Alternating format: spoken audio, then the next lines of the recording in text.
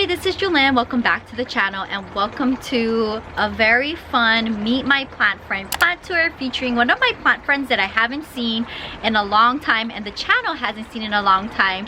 And she recently moved a few months ago from her Los Angeles apartment into a home with a driveway, yard, a garage, and multiple rooms and a huge house. So I am looking forward to sharing bits and pieces of her collection over the next couple of months. I hope you guys enjoy this video and thank you, Carrie, so much for being a part of the channel. Here are all of the Plumeria cuttings. I have 11. What I did with these guys was I used rooting hormone on them. So cut them, dipped them in water up to about an inch, dipped them into rooting hormone, stuck them in the ground the day before it rained. So we'll see how that goes. Naked ladies here are a lily, basically. So they'll grow all this foliage until August, and then they drop all of their leaves, and then the flower stalks come up, and that's why it's called a naked lady. Who knows what kind of aeonium this is? When I saw it from a distance at first, I thought it was a Zwartkopf, but it's not black enough to be a Zwartkopf. So there's 5 million different aeoniums, so who knows what this guy is. Same with this one, and same with this one. So the first is just all cuttings that I just stuck in the ground, and this one is part rooted and part cuttings. And then this plant I bought fully rooted in a container. And then here, of course, is the Kalanchoe trunk. And I don't really have any hopes that it'll do anything, but we'll see what happens. Came at a plant club meeting. Someone had pruned their plant and brought all of these cuttings, so I grabbed a few and stuck them in a pot to root. This guy I'm trying out in different places. It's morning, so this is morning sun that it's getting. They don't like a lot of sun. So I'm going to leave it sitting here potted for a while and see what the sun does to it. And if it's okay here, I'm actually going to put it in the ground and let it climb the mishmash of cuttings. Actually, no, they were all rooted from a few different people. I repotted some plants for someone and she let me take half of the plants. This little guy who, of course, I totally blanked on the name of, another aeonium mutation that somebody discovered and then started breeding for the mutation. And here is my trailing jade that I recently got some more cuttings from someone so I could supplement it and fill out my pot. This guy I had in my apartment. It was in a much smaller pot. Really quite happy being out here in this portion of my aeonium collection here. Can't tell you what a lot of them are. I could throw some names out on some of the things. This is not an aeonium. This is a crested Fred Ives that's just absolutely magnificent. This guy here, this Phokia, was a housewarming gift from a couple of plant club friends. So that's new. That I had, but you maybe hadn't seen it the last time you were at my house. Some strange euphorbia cuttings here, and my Pachypodium, which did some really interesting stuff over the winter, dropped all of its foliage and sprouted completely new stuff right at the top, and then I repotted it because the roots were going out the bottom, so it's doing pretty well too. Excess trailing jade, euphorbia, lots of aeoniums. So this area is morning sun central, and this gets sun for, I would say, 8 hours a day. So stuff that's right here gets the most sun. So I've got some jade in here, tiny little aeoniums that have actually grown quite a bit since we moved, and they're sitting out in the sun. My Medusa plant is so happy to be in the sun all the time. I had at the apartment. I bought this when I was with Jewelyn. We went to St. Gabriel good at the apartment, but now it's amazing. It's having full sun and being outside has made such a difference for everything. It's absolutely mind-blowing and really cool to see. Like I said, morning sun central here. So this end of the table gets sun first. I've been kind of trying to use it to create filtered sun and shade for things and see how that goes. So I have this huge Cooperi down here, and I'm just experimenting to see how it does, because now as the angle of the sun starts to change and everything starts to get more sun, I'm going to have to figure out if things can continue to live where they're living right now. So, experiment in progress. This guy I also had at my apartment, and is doing really, really well. And I accidentally wound up with a second one. More crested aeoniums. This one, I'm just loving how it's sprouting a bunch of little heads inside. Can't wait to see what it does. It got repotted after the move into something bigger. Aeoniums, lots and lots of aeoniums. This guy is doing so well being outside in the sun. I can't believe how much it has filled in since we moved here. And had this guy as well. He's getting pretty much full sun and starting to get some red blush on him. So again, it's an experiment. I'm going to see how well it does and see if I need to move it or not. This is another plant that really started thriving after we moved, and it got to be outside. Someone who had given it to me, it was outside. I had to keep it inside at the apartment, and it wasn't loving life. This is one of the most interesting things I've gotten recently. This is a Kalanchoe tarantula. I bought this right after we moved, so it's been blooming pretty much the entire time. Something else that really got happy after we moved was this guy, this Xericichios. It sprouted even more tendrils and started growing out all of its little grabbers here, for lack of a better word. Fang has always been one of my favorite plants, doing really well here in mostly sun. Okay, so as we go this way, this is less and less sun because we have the garage right here, so it blocks the sun, and as the sun goes overhead, allows it to travel this direction. So got a little collection of Haworthias right here, the ones that I felt would be okay in the sun. Variegated goes in the sun, of course, because if it doesn't get any sun, it doesn't produce any chlorophyll. That's the word I was looking for. Had this before we moved. It looked just like this. So now I've put it into a bigger pot to see if I can get it to expand somewhat. I'm getting into some different stuff than what I had before. This little Pachypodium here. I have to look at the name of this guy, but this is one of my newer Codex plants, and it looks like it's going to give me some blooms. So super cute. Here. So things that go dormant over the winter. Maybe that should be a thing that you do on the channel, Jewelyn. So ficus went dormant. I had 4 of them. 2 of them just totally died over the winter.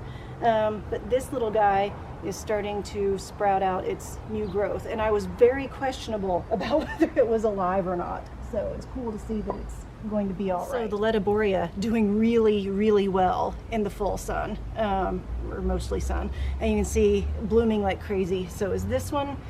I've got more Lediboria. This variegated one that I got back in November, which is really, really happy in the sun. This miniature Lediboria, and then this one that was a rescue from a plant nursery. Speaking of things that go dormant, Adenium. I had 3. One of them died over the winter, so, and it was my medium-sized one, so big one doing really well. Medium guy died, went completely soft and just fell apart. And then the teeny tiny one I have is doing all right. So it's even got some new growth on it. So doing pretty well. String of dolphins. I bought this probably, I want to say in like August of last year, and had it indoors under grow lights, and then moved. I think I kept it in the same pot, but you can see it's blooming now. And like most string of things, its blooms smell like nutmeg, which is really cool. Ogre ear jade I have, which I've had for quite a while, and I have another one over there. started turning really red. And it took me a while to figure out that it wasn't the sun, it was the cold that was making it turn red. So if you have one of these outside in the winter months and you get a little bit of a cold snap and it starts turning red and dropping some leaves, it's going to be okay, is what I learned. So this is doing pretty well out here as well. This started as my shade area, and then of course I keep talking about how sun, different time of year, and I'm learning this place to see what happens. So a little bit of sun comes through in the morning and from the back, and then in the evening this now gets some sun. So this is all Haworthias, and it was some that I may have had in the sun and didn't do well, or that I just, by looking at them, went, I don't think this is going to do so well sitting in the sun at all. I'm just going to go ahead and keep it shaded. Most Haworthias do not like full sun. They will burn and die. So, I have, so I'll talk about this again, but I got a little variegated Dischidia Million Hearts. These things are super expensive for what they are, but I'm giving it. It was easy to stomach buying a tiny one and see if I can get it to do well. Rescue like Gasterias mostly up here on the top that I've had for a while that are just kind of recovering from whatever situation they were in. These with is my little Greenovia. So I had two. One died before we even moved, and this one, these do not like sun. So I have to keep an eye on this one and make sure that I keep it somewhere that's pretty shaded all the time, but it's very happy right now. A string of hearts outside. It was an indoor plant. So at the apartment we had 12-foot ceilings and I had a lot of hanging plants. So now we still have high ceilings, but we're probably more like 8 foot, and it's hard to put a ton of hanging plants in when they're all going to smack you in the head when you walk around your house. So some are still indoors, some are outdoors, and this guy's been doing really well, and he's got some beautiful purple color from being outside. I always leave bloom stalks on things, but this Gasteria is doing really well out here. Now I have 2 of these. One is inside. It's also blooming. So it's in a front window under a grow light. And this guy is outdoors in pretty much full shade, and they've both bloomed and are doing really well. So that's been an interesting experiment to do. Aeonium does not like a lot of sun. So when we came in through the driveway, I showed you the Aeonium that I said came from a mutation. This is a smaller one. I had it in the sun when I first got it because Aeoniums supposedly just love sun, and it was not doing well. So I moved it to the shade and it recovered pretty quick. It was indoors as long as I had it, under a grow light. And they like outdoors, they like sun. So I'm trying to gradually bring it out and see if I can acclimate it to being in the sun. So right now it's in the shade.